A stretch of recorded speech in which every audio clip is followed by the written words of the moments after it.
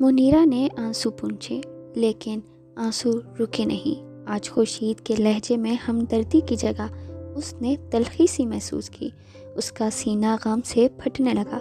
خورشید اپنا بھاری بھرکم وجود لیے پیڑھی سے اٹھی، منیرہ کا ہاتھ پکڑ کر اٹھایا اور چھلانگا سی چرپائی پر بٹھا دیا۔ اللہ کی رضا پر بندہ راضی، کب تک یوں ہی روتی رہو گی؟ صبر اور حوصلے سے کام لو، ابھی تو پہاڑ سی زندگی پڑی ہے، اور اس چھوکرے کو تو دیکھو، چلو باہر کھیلو جا کر۔ خورشید نے آصف کو سختی سے کندھے سے پکڑ کر باہر کی طرف دکھیلا۔ منیرہ لپک کر رہ گئی اور ششتر کھڑے آصف کو سینے سے لگا لیا۔ تم تو ستیہ ناش کر دو گی بچے کا، خورشید بیزاری سے بولی۔ ہمارے بچے بھی تو ہیں، گلیوں میں ہی کھیلتے پھرتے ہیں، تم کب تک اسے گھٹنے سے لگائے رکھو گی؟ منیرہ کا دل کٹ کر رہ گیا۔ آصف اپنا کندھا دبا رہا تھا، بیچارہ معصوم بچہ جس نے آج تک نرم گرم باہوں کا لوچ اور خلوص و پیار کی نرمی ہی دیکھی تھی، اسی طرح جھنجھوڑے جانے پر ہکا بکا کھڑا مومانی کا منہ ہی دیکھتا رہ گیا۔ خورشید ماتھے پر شکنے ڈالے پیڑھی پر آ بیٹھی اور موٹی موٹی لکڑیاں چولہے میں گھساتے ہوئے آگ دہکانے لگی۔ منیرہ کے رونے اور آصف کو یوں پیار کرنے پر اسے خواہ مخواہ ہی غصہ آ رہا تھا۔ دراصل اس کے خلوص سے ملمہ اور ظاہر داری کی چادر کھسک رہی تھی۔ منیرہ مہینہ بھر سے اسی کے ہاں پڑی تھی، سردار میکے گئی ہوئی تھی، اس لیے ماں بیٹا مسلسل 1 ماہ سے نیچے ہی مقیم تھے۔ 3-4 ماہ جو منیرہ نے یہاں گزارے تھے، زیادہ عرصہ نیچے ہی مقیم تھی۔ خورشید کب تک یہ بلائے ناگہانی برداشت کرتی، آخر پھٹ ہی پڑی۔ منیرہ رویے کی تبدیلی تو کچھ عرصے سے خود بھی محسوس کر رہی تھی۔ آج بھابھی کے لہجے کی تلخی سے دل غم سے پھٹنے لگا۔ چولہے میں آگ جلاتے ہوئے خورشید بڑبڑا رہی تھی، صبح شام آنسو بہانے کے سوا کوئی اور کام ہی نہیں۔ تقدیر سے یوں کون لڑ سکتا ہے بھلا؟ کوئی اور کام کاج کرو، دھیان بٹے گا، دنیا میں یوں ہی ہوتا رہتا ہے۔ بھابھی کو بڑبڑاتے چھوڑ کر وہ آصف کو لے کر اوپر اس چھجا نما گیلری میں آ گئی، جہاں رو دھو کر دل کا غبار نکال سکتی تھی۔ یہ چھجا نما گیلری ہی اب اس کا مسکن تھی۔ گھر میں کوئی فالتو کمرہ تو تھا نہیں جو اسے دے دیا جاتا۔ اسی شکستہ گیلری میں ٹھونس کر ایک چرپائی بچھا دی گئی، دوسری طرف اس کے 2-4 باکس رکھ دیے گئے تھے۔ باقی سامان کچھ تو اونے پونے فروخت کر کے 40ویں تک کا خرچہ پورا کیا گیا تھا، کچھ نیچے کوٹری میں بند کر دیا گیا تھا۔ چھجا نما گیلری کا جنگلہ ٹوٹا پھوٹا تھا، گلی سڑی چیخیں لٹک رہی تھی۔ ایک چادر باندھ کر گلی اور سامنے والے گھر سے پردے کا انتظام کر لیا گیا تھا۔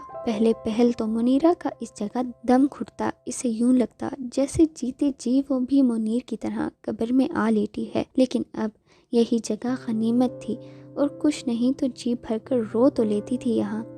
آج بھی وہ آصف کو گلے لگا کر جی بھر کر روئی، لیکن یہ 1-2 دن کی بات تو تھی نہیں۔ بھابھیوں کا رویہ اور لہجہ بدلتا ہی گیا۔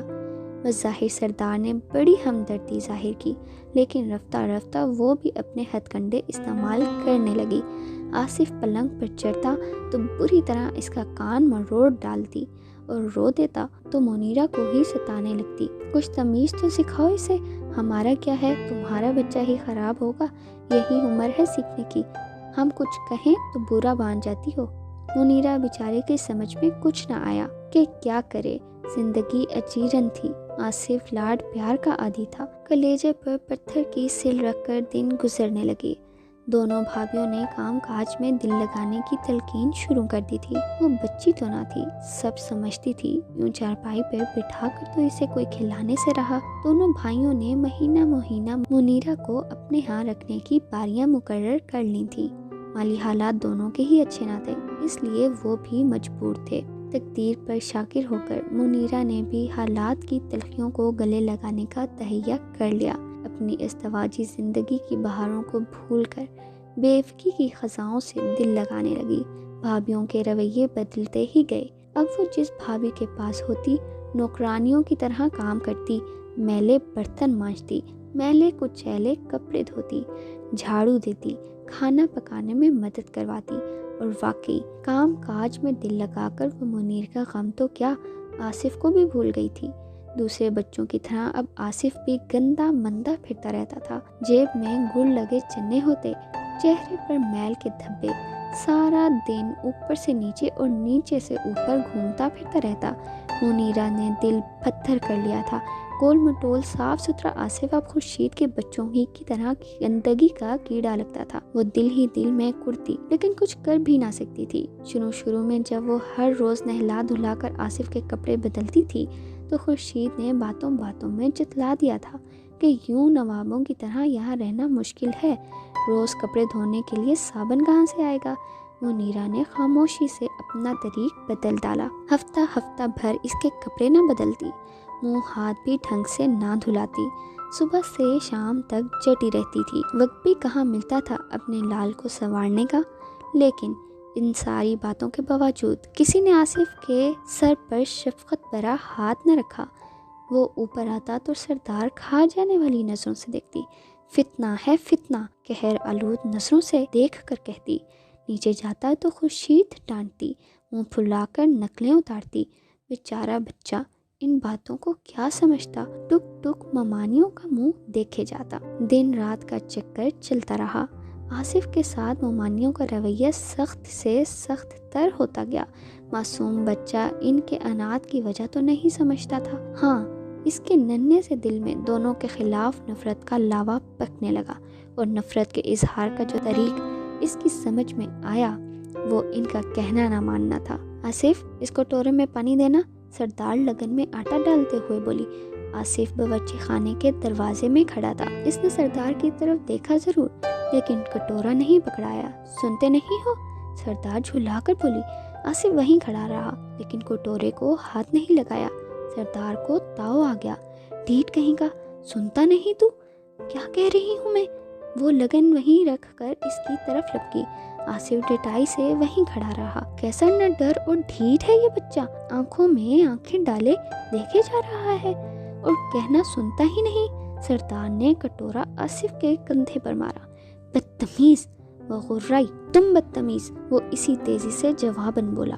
سردار تو اس جواب سے شعلے کی طرح مشتعل ہو گئی۔ آٹے بھرے ہاتھوں سے آصف کو گھسیٹتے ہوئے صحن میں لا کر منیرہ کے سامنے پٹکا، جو سردار کے بچوں کے پرانے کپڑے مشین پر آصف کے لیے مرمت کر رہی تھی۔ دیکھ لو اپنے لاڈلے کے کرتوت۔ کیوں، کیا ہوا بھابھی؟ وہ گھبرا گئی۔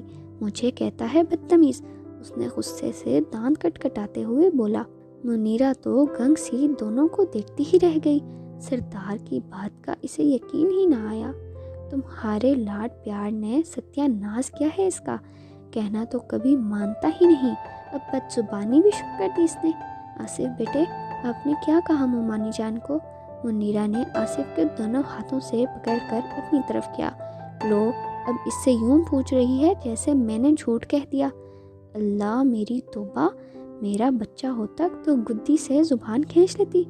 ہم تو کچھ کہہ بھی نہیں سکتے، پکنے جھکنے پر بھی اتر آیا ہے یہ۔ مجھے تو اپنے بچوں کا دھڑکا لگا رہتا ہے، یہی کچھ سیکھ جائیں گے۔ چلو معافی مانگ لو، منیرہ سردار کی باتوں سے بھڑک کر غصے سے بولی۔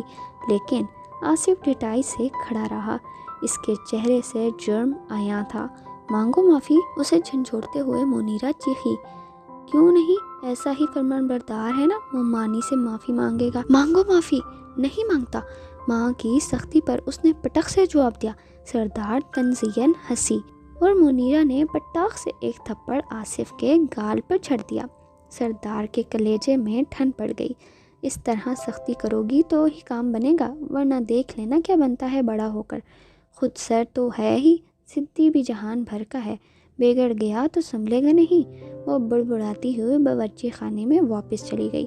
منیرہ کو غصہ آیا، بھابھی کی باتیں بری بھی لگیں اور اسی تاؤ میں دو چار اور لگانے کو ہاتھ بھی اٹھایا، لیکن آصف کی رونی صورت اس کا دل ٹکڑے ٹکڑے کر گئی۔ آج پہلی بار اس نے آصف کو یوں بے دریغ مارا تھا۔ اسے اپنے چاروں طرف منیر کی شاکی نظریں چپتی محسوس ہوئیں۔ بچے کو کھینچ کر سینے سے لگا کر وہ دیوانوں کی طرح پیار کرنے لگی۔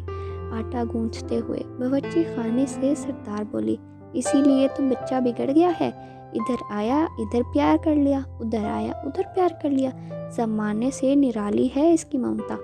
چھوٹے چھوٹے کئی واقعات روح پذیر ہوتے رہے۔ آصف کی شخصیت ریزہ ریزہ ہوتی گئی۔ اکثر بلا قصور ہی اسے ڈانٹ پڑتی، بلا وجہ ہی ماں سے تماچے کھاتا، گھر کے بچے اپنا قصور اس کے سر منڈنے سے بھی نہ چوکتے۔ اس دن سردار کا بیٹا کہیں سے گیسی غبارے لے آیا اور دوپہر کو جب سردار اپنے کمرے میں سستانے کے لیے لیٹی تو بچوں نے گیسی غبارے کے کھیل سے خاصا اودھم مچایا ہوا تھا۔ آصف بھی بچہ تھا، گیسی غباروں کا شوق اسے بھی تھا۔ سعید کبھی غبارے کو اونچا چھوڑ دیتا، کبھی کھینچ کر ہاتھ میں پکڑ لیتا۔ مجھے تو آصف بھی گیسی غبارے سے کھیلنا چاہتا تھا۔ جا نہیں دیتا، اس نے جواب دیا، اور آصف پرے ہٹنے کو الٹے قدم پیچھے ہوا۔ میز پر چینی کی 2 پلیٹیں پڑی تھیں۔ سعید کے پیچھے ہٹنے سے دھکا لگا، میز الٹی اور پلیٹیں چھناکے سے ٹوٹ گئیں۔ بچے سہم کر ادھر ادھر بھاگے۔ سردار کوستی ہوئی باہر نکلی۔ کس نے توڑی پلیٹیں؟ وہ گرجی۔ آصف نے۔ سعید نے بے دھڑک آصف کا نام لے لیا۔ آصف اس بہتان پر بھونچا سا رہ گیا۔ میں اس نے ہکلائی ہوئی زبان میں کہا۔ سردار نے آؤ دیکھا نہ تاؤ آصف کو گردن سے پکڑ لیا۔ سعید اور دیگر بچے موقع پا کر کھسک گئے۔ تیرا بیڑا غرق، تیرا ستیہ ناس، اتنی مہنگی پلیٹیں توڑ دی۔ وہ اس کے پھول سے رخساروں پر الٹے ہاتھوں سے تماچے لگاتے ہوئے چیخ رہی تھی۔ منیرہ خورشید کے بچوں کے گندے گندے دھبوں والے کپڑے نل کے نیچے بیٹھی مل کر دھو رہی تھی۔ سردار کی آواز اور آصف کے رونے پر بھاگی بھاگی اوپر آئی۔ میں نے نہیں توڑی، سعید نے توڑی ہے امی۔ آصف سے سکتا ہوا ماں کے سینے سے لپٹ گیا۔ تو مانے گا تھوڑی ہی، ایک چوری اوپر سینہ زوری۔ سردار نے غصے میں آگ بگولا ہو کر کہا۔ کیسی خوبصورت پلیٹیں تھیں، تجھ پر خدا کی مار، میرا ہی نقصان کرنا تھا۔ ٹوٹی ہوئی پلیٹوں کی کرچیاں بکھری پڑی تھیں۔ منیرہ کچھ کہہ بھی نہیں سکتی تھی۔ سردار نے تو جی بھر کر غبار نکالنے کی قسم کھا لی تھی۔ وہ سنائی کہ ایک بار تو منیرہ کا دل خودکشی کر لینے کو چاہا، لیکن خودکشی وہ کیوں کر لیتی؟ اس کی اندھیری راہوں کی روشنی آصف کی صورت میں موجود تھی۔ اسے وقت کا انتظار تھا، وقت کا جب آصف بڑا ہو کر اس کے سارے دکھ بانٹ لے گا۔ اسی لیے اس نے صبر کر لیا۔ خورشید نے بھی آصف پر زیادتی کی تو اس نے ضبط اور حوصلے سے کام لیا۔ وہ دونوں تو شاید اس بن مانگے بوجھ کا انتقام آصف سے یوں لے رہی تھی۔ وقت کی مار پیٹ اور ڈانٹ پھٹکار سے آصف کا دل اس گھر سے بالکل ہی اچاٹ ہو گیا۔ منیرہ بھی تقدیر کے ہاتھوں کٹ پتلی بنی وقت کی تار پر ناچ رہی تھی، کاموں میں اس طرح الجھتی کہ آصف کی خبر گیری کا اسے موقع ہی نہ ملتا۔ آصف باپ کے سائے سے محروم ہو کر ماں کے لاڈ پیار سے بھی محروم ہو رہا تھا۔ دن بھر وہ اسے کوستی رہتی، ہاں رات کو سینے سے لپٹا کر سوتی تھی۔ اسی لیے آصف دن میں ماں اور دوسرے گھر والوں کی شکل بھی دیکھنے کا روادار نہیں تھا۔ اس نے گھر سے باہر کا رخ کر لیا۔ پہلے تو وہ صرف دروازے میں ہی کھڑے ہو کر گلی میں کھیلنے والے بچوں کو دیکھا کرتا تھا، لیکن اب اس نے فرار کا راستہ اختیار کر لیا تھا تو جلد ہی سیلن اور بدبودار گلی میں کھیلنے والے گندے مندے بچوں کا ہمجولی بن گیا۔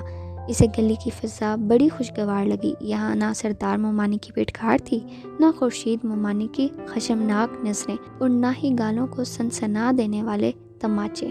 چھوٹی بڑی عمر کے کئی بچے اس کے دوست بن گئے۔ میل سے اٹے چہروں، بہتی ناکوں کو گندے کرتوں کے دامن سے صاف کرنے والے بچے اس کے دوست بن گئے۔ کئی ننگ دھڑنگ بچے بھی اس کے گرد جمع ہو گئے۔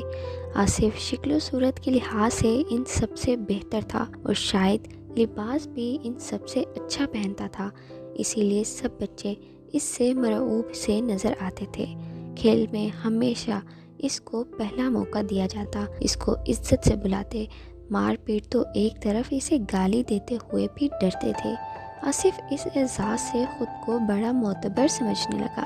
اپنی اہمیت کے احساس سے خوشی کے لازوال چشمے اپنے دل میں پھوٹتے محسوس کرتا۔ اہمیت جو اس گھر میں آ کر وہ کھو چکا تھا اور جسے حاصل کرنے کے لیے اس نے لاشعوری طور پہ کئی حربے استعمال کیے تھے، یوں گلی میں اسے مل گئی۔ یہ احساس اس کے لیے کتنا سکون بخش تھا، یہ اس کا ننھا سا دل ہی جانتا تھا۔ آصف کو گلیوں میں کھیلنے سے ذہنی سکون تو ملا، لیکن وہ غلیظ اور بہرا رو بچوں کی عادتیں بڑی سرائیت سے اپنانے لگا۔ گھر والوں سے وہ اور سرکش اور باغی ہو گیا۔ کوئی بھی اسے کچھ کہتا تو پٹخ سے جواب دے دیتا، کوئی بچہ اسے چھیڑتا تو وہ ان کی ماں کی پرواہ کیے بغیر اس کی خوب مرمت کرتا۔ مکہ بازی اور گرا کر سینے پر چڑھ جانے کا تو فن اس نے سیکھ ہی لیا تھا۔ منیرہ نے پہلے پہل اسے باہر جانے سے روکنا چاہا، لیکن روک نہ سکی۔ یوں بھی اس کے گھر میں نہ ہونے سے کچھ سکون کی فضا قائم ہو گئی تھی، اس لیے وہ بھی لاپرواہ ہو گئی۔ وقت کا چکر چلتا رہا، آصف گلیوں میں کھیلتے ہوئے ہر بری عادت اپناتا گیا۔ کچھ دنوں سے ان کے ٹولے میں 10-12 سالہ رفیق بھی شامل ہو گیا تھا۔ اس کا گھر پچھلی گلی میں تھا، لیکن وہ اکثر ان کے ساتھ کھیلنے لگا۔ ستیلی ماں کے تشدد کا یہ بچہ خاصا مجرم بن گیا تھا۔ چوری کی عادت بھی تھی، جھوٹ بولنے کی بھی۔ وہ آئے دن کوئی نہ کوئی چیز لے کر آتا اور بچوں پر اپنی برتری کا رعب جماتا۔ یہ چیزیں وہ کہاں سے لاتا تھا؟ بچوں کے ذہنوں کی اس تک رسائی تو نہ تھی۔ ہاں، وہ اس کی چیزوں کو لالچ بھری نظروں سے دیکھتے ضرور رہتے۔ اس دن وہ منہ سے بچانے والا قیمتی سا باجا لے آیا۔ بچے اس کے گرد جمع ہو گئے اور وہ کوئی ٹوٹی پھوٹی فلمی دھن بجانے لگا، بچوں کے شوق اور تجسس کی حس کو جگانے لگا۔ مجھے دو، آصف نے بڑی عاجزی سے باجا مانگا۔ اسے کچھ یاد تھا کہ ایسا ہی باجا ایک دفعہ اس کے ابو بھی اس کے لیے لائے تھے۔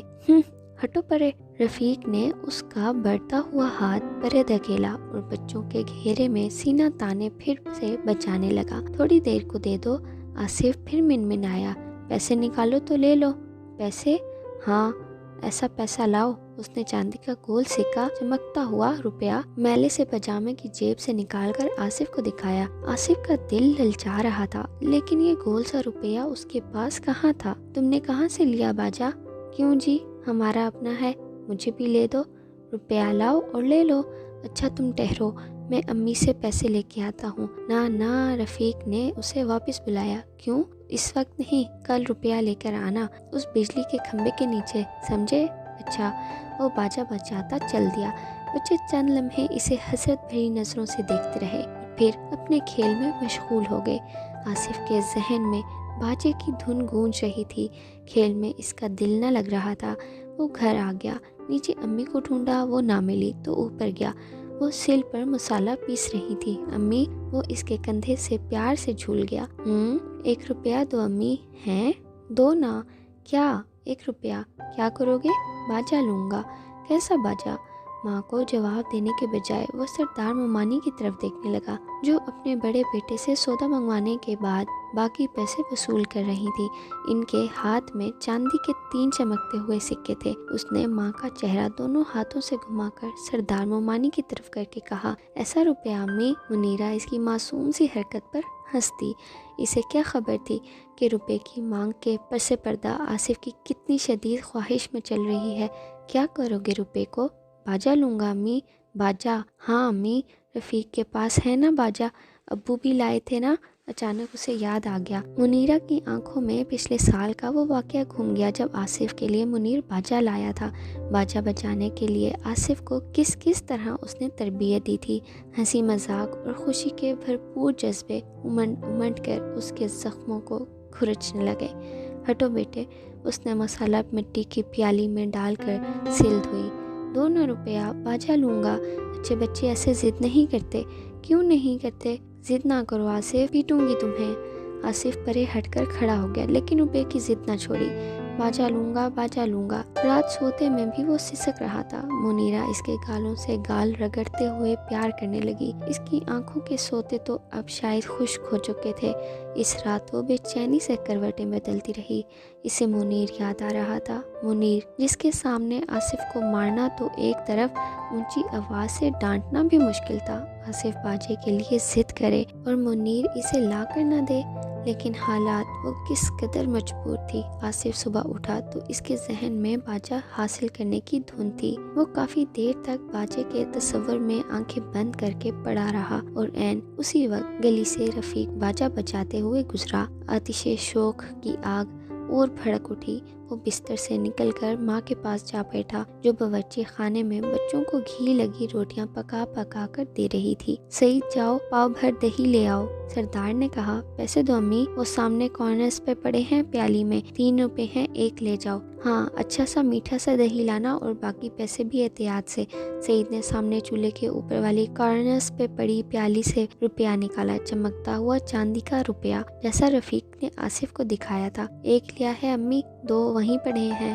اچھا۔ سعید برتن لے کر دہی لینے چل دیا اور آصف उस प्याली को गौर से देखता रहा जिसमें अब भी 2 चांदी के रुपए पड़े थे। नाश्ते से फारिग होकर सईद स्कूल चला गया। छोटे दोनों बच्चे खेलने लगे। माँ कमरे में कल के धोए कपड़े तह करने लगी और मुनीरा सहन में बर्तन मांजने लगी।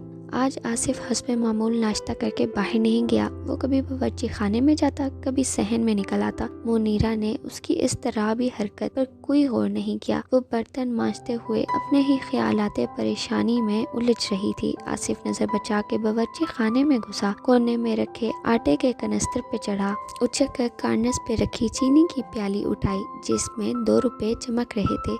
1 रुपया निकाल कर प्याली वहीं वापस रख दी। दबे पाँव कनस्तर से उतरा और नजर बचा के सीढ़ियाँ उतर गया। वो तीर किसी तेजी के साथ उस खंबे के नीचे पहुंचा जहां रफीक ने बाजा देने का कहा था। रुपया इसके हाथ से झपट कर उसने बाजा इसे थमा दिया और खुद दूसरे ही लम्हे वहां से रफू चक्कर हो गया। आसिफ सीना ताने बाजा बजाता अपने घर की तरफ चल दिया। दोपहर तक वो गली ही में बच्चों के साथ रहा। ज़्यादा वक्त वो बाजा ही बजाता रहा। खाना खाने के लिए वो घर आया तो बाजा इसके होंठों से लगा था। सहन में जितने बच्चे थे सब इसके गिर्द जमा हो गए। वो फखरिया अंदाज में इन्हें देखते हुए बाजा बजाता रहा। पूं पूं करता वो ऊपर चला गया, ऊपर जहाँ सरदार 1 रुपया गुम हो जाने पर सुबह से शोर मचा रही थी, बच्चों को डांट चुकी थी। बावर्ची खाने के सारे बर्तन उलट पलट कर चुकी थी। पीढ़ियाँ चौकियाँ हटाकर बावर्ची खाने में रुपया ढूंढा था। आधी छुट्टी सईद घर आया तो उसके सर भी हो चुकी थी, लेकिन रुपया न मिलना था न मिला। मोनीरा का माथा ठनका तो था, लेकिन आसिफ की इतनी बड़ी जुर्रत का इसे वहमो गुमान में भी ना था। आसिफ कच्चा चोर था और फिर चोरी भी उसने चोरी की नीयत से थोड़ी ही की थी। एक ख्वाहिश दिल में मचली थी, इसने पूरी कर ली थी। बाजा मुंह से लगाए जब वो बावर्ची खाने में दाखिल हुआ तो मुनीरा को जैसे बिच्छू ने डस लिया। आसिफ की कल वाली रुपए की जिद, बाजा और सरदार का गुमशुदा रुपया सब एक दूसरे से खलत मलत हो गए। उसका दिमाग चकरा गया। दुख, सदमा और नदामत के एहसासात से वो नीम पागल सी हो गई। हाथ में चिमटा लिए उठी। आसिफ सहम कर पीछे हटा। कहाँ से लिया ये बाजा? वो गची। रफीके से। रुपया कहाँ से लिया था? प्याली से, आसिफ कांपते हुए बोला। मुनीरा ने इसके दोनों हाथ पकड़ लिए और तमाचों से इसका मुंह लाल कर डाला। अच्छा, तो ये हिसाब ज़्यादा ले उड़े थे रुपया? सरदार पल खा कर बोली। कैसा फितना बच्चा है ये, आंखों में धूल डालकर ले उड़ा रुपया। मैं भी कहूँ कहाँ जा सकता है। अपने बच्चे तो कभी पैसा इधर से उधर नहीं करते। ईमान की कहूँ तो नीचे वालों की भी ये आदत नहीं है। लाख शरारती हैं पर चोर नहीं। तौबा या अल्लाह तौबा। मुनीरा गुस्से और सदमे से नंढाल पहले ही हो रही थी।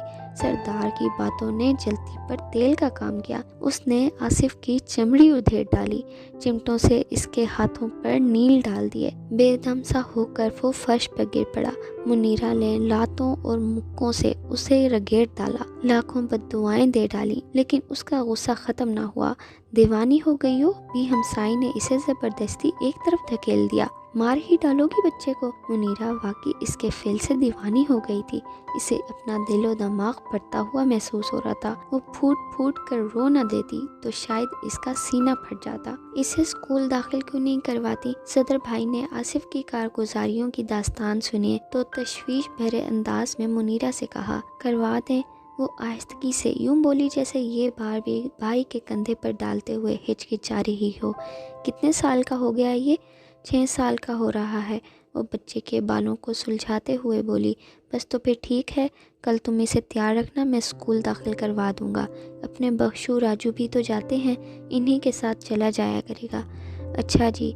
आसिफ माँ के बराबर बैठा था। मामू की बातों से ज़्यादा इसका ध्यान उस पराठे की तरफ था जो मामू के सामने पड़ा था। और जब खुर्शीद ने थाली में सूखी रोटी और चाय, इसका मिट्टी का रोगनी प्याला इसकी तरफ बढ़ाया तो वो बिगड़ गया। पराठा लूँगा। आसिफ, मुनीरा आजिज़ आ गई थी इसकी जिद्दों से। पराठा लूँगा, वो मनमिनाया। मुनीरा ने इशारा कनाया से मना करना चाहा, लेकिन तौबा, आसिफ और इशारा समझ जाए। उसने लात मारी और प्याला उलट दिया। चाय सहन के गंदे फर्श पर बहने लगी। मुनीरा ने इसका कान मरोड़कर बद्दुआ दी और खुर्शीद ने आंखों ही आंखों में शोहर को इशारा किया कि देख लो इसके ये हैं करतूत। کان کو سہلاتے ہوئے وہ اپنی ضد پر اڑا رہا۔ اب تو مار پھٹکار اس پر کچھ اثر ہی نہ کرتی تھی۔ لگا تو تھوڑا سا گھی سے بھی، منیرہ جلدی سے بولی۔ یہ کمبخت ضدی ہو گیا ہے، شہ پا کر شیر ہو جاتا ہے، اسی لیے تو اس کی عادتیں بگڑ گئی ہیں۔ خورشید نے لقمہ دیا، لیکن آصف بھی ضد کا پکا تھا۔ روں روں کیے گیا اور جب تک پراٹھا نہ پکوا لیا اپنی ضد نہ چھوڑی۔ آصف دن بدن بگڑتا جا رہا تھا۔ مار کھا لیتا، پھٹکار سہ لیتا، لیکن کرتا وہی جو اس کے من کی آتی۔ اسے محلے کے پرائمری اسکول میں داخل کروا دیا گیا۔ پرائمری اسکول جہاں تعلیم مفت دی جاتی تھی، مفت کی بیگار والا معاملہ تھا۔ نہ استادوں کو بچوں میں کوئی دلچسپی تھی، نہ بچوں کو پڑھائی میں۔ کچھ طالب علم ایسے ضرور تھے جو علم کی پیاس بجھانے یہاں آتے تھے، محنت اور لگن سے پڑھتے تھے، لیکن اکثریت ان بچوں کی تھی جن کی ماں باپ محض ان کی شرارتوں سے چھٹکارا پانے کو یہاں بھیج دیتے تھے۔ آصف قدرتی طور پر ذہین بچہ تھا، لیکن اس کی ذہانت کو افادی پہلوؤں پر موڑنے کا کسی نے تردد نہ کیا۔ نتیجہ اس کا یہ قیمتی وقت شرارتیں کرنے، جھاپڑی والوں کی چیزیں اڑانے اور خواہ مخواہ کی لڑائیاں مول لینے میں ضائع ہونے لگا۔ ایک دن ٹھیلے والے کے پاس بڑا تازہ پھل تھا، چمکتے سیب، رس بھرے لال لال مالٹے، پیلے پیلے کیلے۔ آصف کو کیلا بے حد پسند تھا، لیکن 1 پیسے میں کیا ملتا تھا؟ کیلے کی خواہش دب کر رہ گئی۔ وہ حسرت بھری نظروں سے سڑک کے پار کھڑے ٹھیلے والے کو دیکھ رہا تھا۔ اچانک ایک 10-12 سال کا لڑکا گیند اچھلتا ادھر پہنچا۔ ٹھیلے کے نیچے گیند چلی گئی۔ وہ جھکا اور گیند اٹھانے کے ساتھ ہی اس نے نیچے سے کیلا بھی توڑ لیا۔ ریڑھی والا دوسرے گاہک بچوں سے نپٹ رہا تھا۔ لڑکا کیلا لے کر رفو چکر ہو گیا۔ آصف کیلا پانے کی خواہش کو روک نہ سکا اور اس لڑکے ہی کی طرح نیا تجربہ کرنے کا سوچ کر سڑک پر پڑے گول سے پتھر کو ٹھوکریں لگاتا ٹھیلے تک جا پہنچا۔ اس پر گھبراہٹ بھی طاری تھی، لیکن دل میں شدید خواہش بھی مچل رہی تھی۔ پتھر اٹھانے کے لیے جھکنے کا بہانہ کر کے اس نے نیچے سے ہاتھ بڑھا کر زور سے کیلا کھینچا، لیکن ایک کیلا نہیں، پورا ڈال کا ڈال ہی الٹ کر اس پر آ رہا۔ ہڑبڑا کر ٹھیلے والا ادھر لپکا۔ آصف تھر تھر کانپ رہا تھا۔ توڑا ہوا کیلا اس کے ہاتھ میں تھا۔ چاہ تو ہی روز کیلے لے اڑتا ہے۔ جھاپڑی والے نے اسے کان سے پکڑ لیا۔ نہیں نہیں، آصف نے صفائی پیش کرنا چاہی، لیکن جھاپڑی فروش گھسیٹتا ہوا اسے ماسٹر صاحب کے پاس لے گیا۔ بچے اس کے گرد جلوس کی طرح جمع ہو کر چلا رہے تھے، آصف چور، کیلا چور، چور چور۔ اچھا خاصا ہنگامہ برپا ہو گیا۔ ٹھیلے والے نے وہ سنائیں کہ خدا کی پناہ۔ آصف کی مرمت ہوئی۔ ماسٹر صاحب نے گھر پر شکایت بھیجی۔ شامت آ گئی۔ گھر سے متنفر تو وہ پہلے ہی تھا، اب اسکول سے بھی ہو گیا۔ جو بچے اس کی پٹائی پر ہنستے تھے وہ ان کا دشمن بن گیا۔ منیرہ بیچاری جو حال کی تباہ کن تلخیوں سے نباہ کرنے کی کوشش اس امید پر کیے جا رہی تھی کہ کبھی تو آصف بڑا ہو کر اس کے دکھ درد بانٹ لے گا، اس واقعے سے ناامید ہو کر دل گرفتہ ہو گئی۔ آصف کے سدھرنے کا اسے کوئی امکان نظر نہ آ رہا تھا۔ اس عمر میں بیاہ رچاتے ہوئے عجیب سا لگتا ہے آفتاب۔ عمر کا تو خیر سوال نہیں، تم سے بوڑھے شادی کرتے دیکھے ہیں، تم تو ابھی 50 کے بھی نہیں ہوئے۔ وہ تو ٹھیک ہے، لیکن 2 لڑکیاں شادی شدہ ہیں، وہ کیا سوچیں گی؟ تم شادی ضرورتاً کرو گے، عیاشی کے لیے نہیں۔ آخر سمینہ بیچاری کب تک اپنے گھر چھوڑ کر تمہارے ہاں پڑی رہے گی؟ اپنا نہیں تو عامر کا ہی خیال کرو۔ کاش سلمیٰ یہ چند سال اور زندہ رہتی، کم از کم عامر تو اللہ کی رضا پر بندہ راضی۔ اپنی طرف سے تم لوگوں نے کون سی کسر چھوڑی تھی؟ بھابھی بیچاری کی زندگی ہی اتنی تھی۔ موت بڑی ظالم شے ہے۔ واقعی مجید کی عمر 45-50 کے قریب تھی۔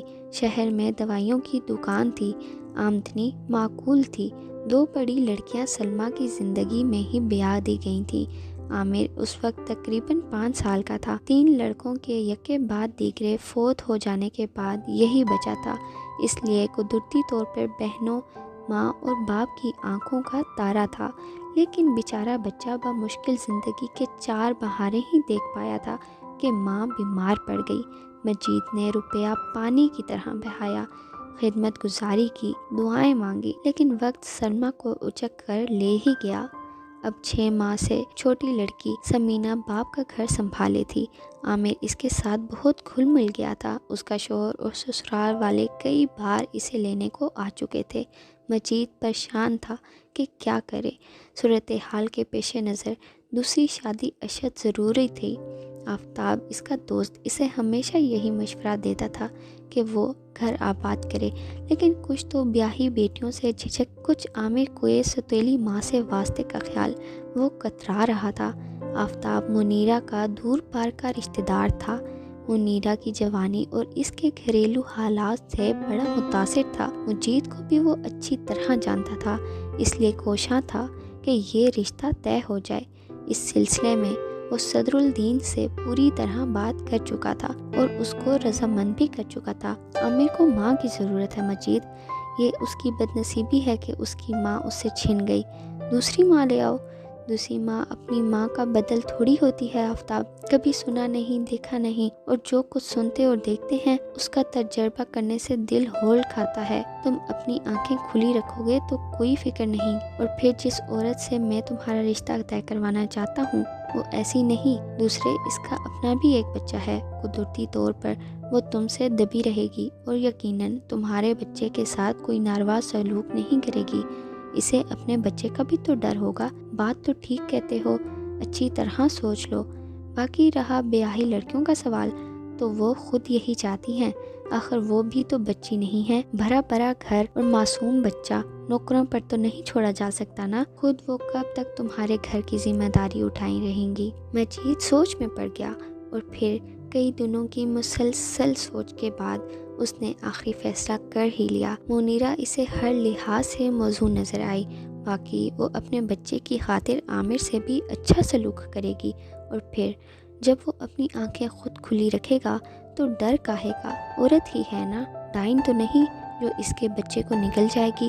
منیرہ کو جب نئی صورتحال کا علم ہوا تو وہ چکرا سی گئی، ایسا تو اس نے کبھی خیال بھی نہیں کیا تھا۔ وہ کئی دن آصف کو لپٹا لپٹا کر روتی رہی۔ منیر، اس کا محبوب منیر، جس کی یاد اس کے ذہن کا مستقل حصہ بن چکی تھی، اس سے یوں چھٹ جائے گا، اسے کبھی وہم و گمان بھی نہ ہوا تھا۔ لیکن جب بھائیوں نے ملائمت سے سمجھایا، بھابھیوں نے اونچ نیچ دکھائی، آصف کے مستقبل کا واسطہ دیا، تو وہ دل پر پتھر رکھ کر یہ کڑوا گھونٹ پینے پر آمادہ ہو گئی۔ یوں بھی بیوگی کے بعد بھائیوں کے در پر پڑے رہنے کا تجربہ کون سا خوشگوار تھا۔ یہ جانی کیفیت جب مغلوب ہوئی تو ٹھنڈے دل سے سوچ کر وہ بھی نکاح ثانی پر رضامند ہو گئی۔ دن مقرر کر دیا گیا اور پھر خاندان کے چند بزرگوں کی موجودگی میں بڑی خاموشی سے منیرہ کا نکاح مجید کے ساتھ کر دیا گیا۔